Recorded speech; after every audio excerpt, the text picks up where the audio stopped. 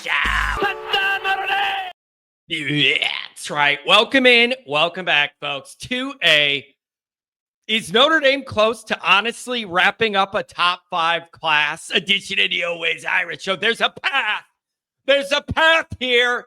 I'm getting excited. As always, thanks for being here. You can find the program on YouTube. Do it. Subscribe if you haven't yet. Appreciate it very much. Give the video a thumbs up. That helps Yanni out as well. Notifications on that way you don't miss nothing. Twitter, search bar Always Irish or at Always Irish Inc. Emails, alwaysirishnd@gmail.com. Audio only. Anywhere you want it, you can get it. If you don't want to see my face in the summer, who can blame you for that?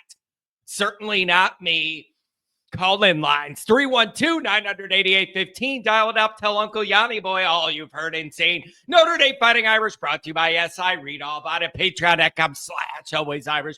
Former captain, leading tackler Mike Goolsby and myself and Jack Sullivan breaking down all the. He's a recruiting wizard, everybody. Breaking it all down. All right. You're winding down. You know, there's only a handful of spots maybe left in this Notre Dame recruiting class. I don't know if you pay attention to the numbers. I always look at 247, the calculation they have of the points in the class. I always wonder, can Notre Dame get near that 300 mark, somewhere near that? That's like an elite class to me.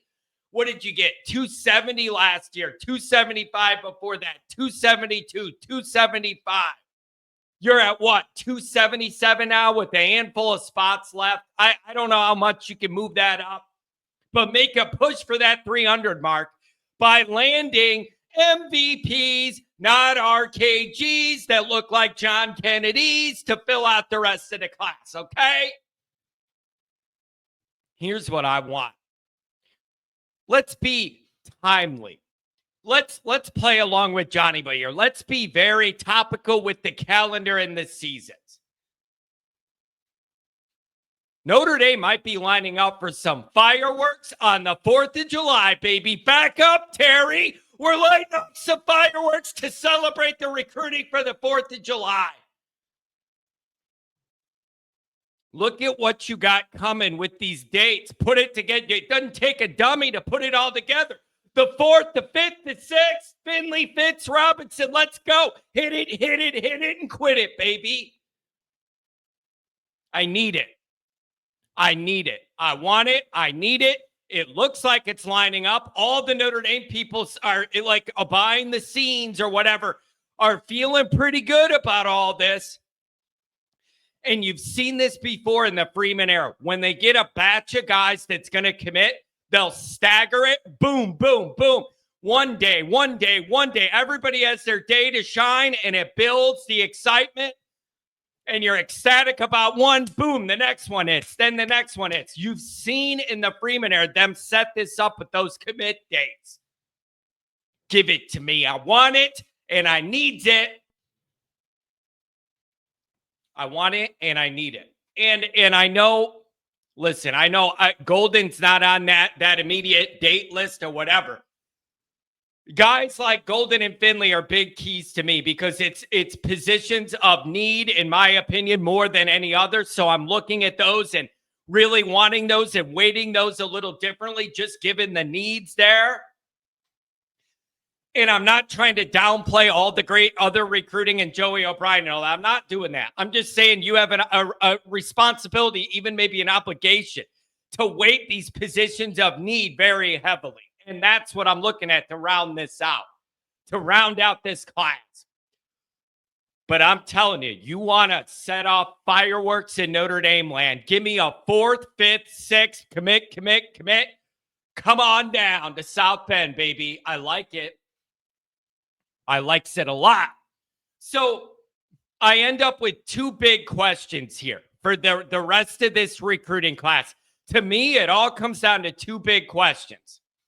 As far as finishing this off feeling great with the cherry on top, or finishing it out with the little fizzle out, one of them snake fireworks you buy in a tent in the Walmart parking lot. All they do is just burn into ash. Or are we going to get the big show, baby? 2 questions remain. Number 1,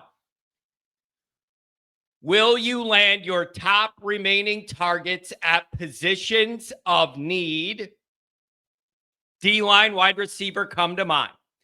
Will you be able to do that? Or are you going to have to drop down your board and whatever else? That's question number one. Question number two is, you should know where this is going. You should know where this is going. Can you hold on to all these guys for signing day? And it's a little frustrating because it's all about, can we get the verbal commitment? A guy's going to announce, there's all these hats, or is he going to pick Notre Dame? Whatever. There's all that anxiety. Then right when a guy picks Notre Dame, the next day on the morning show, everybody's going, we're probably going to lose him. We're probably going to lose him close to signing day. It's just one concern and fear bleeds right into the next one. You have like 1 minute for me to celebrate a verbal commitment. Everybody's worried about losing the guy. But that's the way this game is played. This isn't earth-shattering news. The better the players you have verbals from, the harder it's going to be to actually have them signed because everybody's going to keep going after them, throwing everything at them. Cars, money, the ladies, whatever. So those are the two questions. Are you going to be able to hit your main targets at positions of need? Then are you going to be able to hold on to those guys? And if you could do all that, man, you're looking at a really good class. And the irony is, I guess it's not ironic, one of the biggest questions, if you do that and you lock all these guys up, I think the quarterback's going to end up being one of the biggest questions. Did you take Grubbs too early? What is the upside there? What's that future look like? Like, not at the elite QB camp or top 11, whatever they call it, camp. What's the deal there? That's going to become a question, I think. But listen, it's damn hard for Notre Dame to land a top 5 class just due to the numbers. Notre Dame doesn't usually take 30-something guys like USC, the numbers. And then, there's this little other problem called our players have to be able to read. So there's also that. So it's hard to get in that top 5. But if you hit on all the stuff we talked about and you end up right outside the top of, man, that's a good year's work.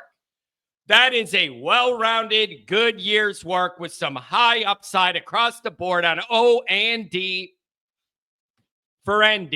You like to see it. So what I need you to hit and hold. Hit and hold. And it's a tough task to ask on both of them, but that's what I need if we want these 4th of July fireworks. What do you guys think? Don't forget to check out the merchandise. The link is in the description. You can browse and carouse all the different Always Irish gear. Make sure you head over there and get something for the next tailgate. Thanks for being here.